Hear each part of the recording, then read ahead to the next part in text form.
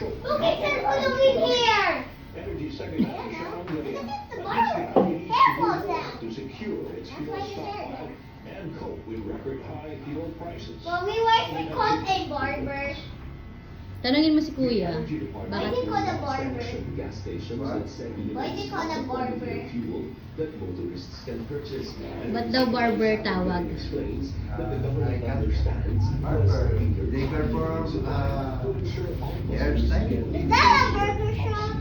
Burger shop. Before, that was a burger shop. Burger, barber. My work is Burger, burger, to make a barber. hairstyle. Oo, may hairstyle daw si Kuya. What kind of hairstyle do you like here?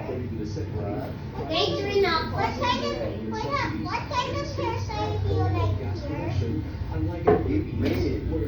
Wait, Trina, wait, Trina. Si Adi, yan si Adi ay... Do you remember na si Adi? Wait, one, do you like the 11?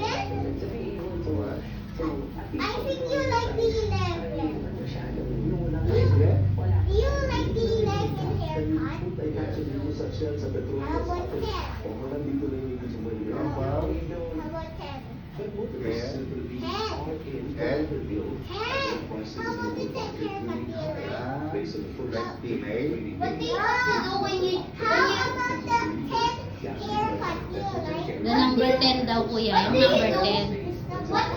What happens when you start being a barber?